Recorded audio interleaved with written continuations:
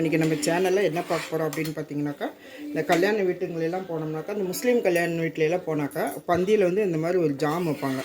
இது என்ன ஜாமுன்னு பார்த்தீங்கன்னாக்கா, ஒரு தக்காளி ஜாம். இது வந்து ரொம்ப சூப்பராக ரொம்ப நல்லாயிருக்கும். எனக்கு தெரிஞ்ச ஒரு முஸ்லீம் ஃப்ரெண்டுக்கிட்டேருந்து கேட்டு வந்து இதை நான் செஞ்சு பார்த்தேன். எனக்கு நல்லா வந்துச்சு. மறுபடியும் இப்போ செஞ்சு உங்கள் கூட நான் ஷேர் பண்ணிக்கிறேன்.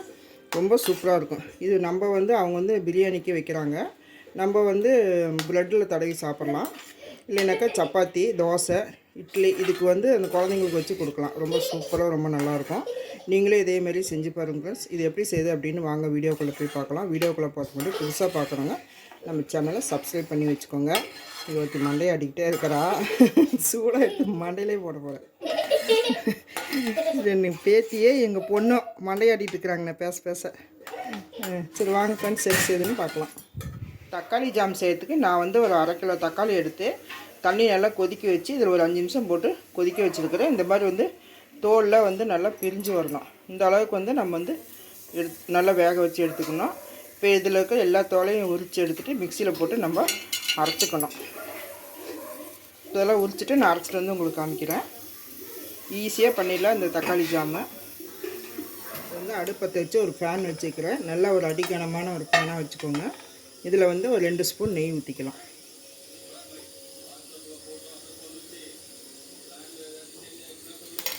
இப்போ இதில் வந்து திராட்சை முந்திரி உங்களுக்கு எவ்வளோ வேணுமோ அந்த அளவுக்கு போட்டுக்கோங்க. நான் வந்து சும்மா ஒரு 1/2 கை அளவுக்கு இந்த அளவுக்கு போட்டிருக்கிறேன். இதை வந்து நல்லா நம்ம ஃப்ரை பண்ணி எடுத்துக்கணும். இது நல்லா ஃப்ரை பண்ணி நம்ம எடுத்துக்கலாம். இப்போ பாருங்கள், திராட்சை முந்திரி வந்து நான் வந்து வறுத்து எடுத்துட்டேன். இந்த அளவுக்கு வறுத்தா போதும். இப்போ இதிலே வந்து நம்ம இந்த அரைச்சி தக்காளி போட்டுக்கலாம். அந்த நெய்லியே நல்லா வலிச்சு போட்டுருங்க. இதை வந்து நல்லா கிளறிட்டே இருக்கணும். இது வந்து நல்லா கெட்டியாக வரணும்.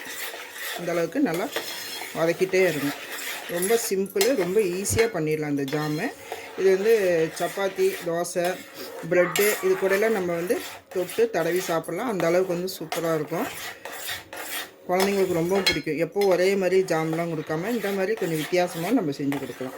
இது வந்து கொஞ்சம் நல்லா கெட்டியாக வரட்டும். இப்போ பாருங்கள், தண்ணியெலாம் நல்லா வற்றிடுச்சு. இந்த அளவுக்கு வந்து நல்லா சுண்டணும்.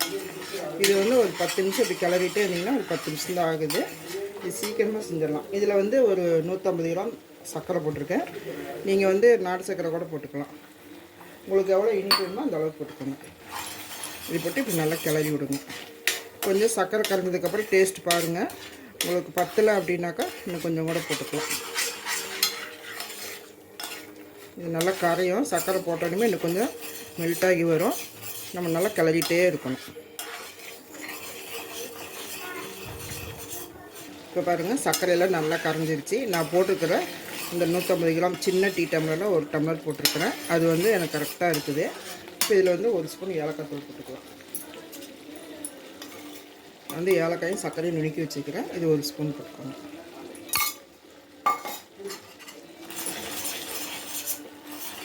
இது கூட நம்ம வந்து இந்த வறுத்து வச்சுக்கிற முந்திரி ஒரு 4 பேரிச்சம்பழம் நான் வந்து கட் பண்ணி வச்சுக்கிறேன். இந்த மாதிரி சின்ன சின்னதாக நான் வந்து கட் பண்ணியிருக்கிறேன். இந்த மாதிரி இதையும் போட்டுக்கலாம்.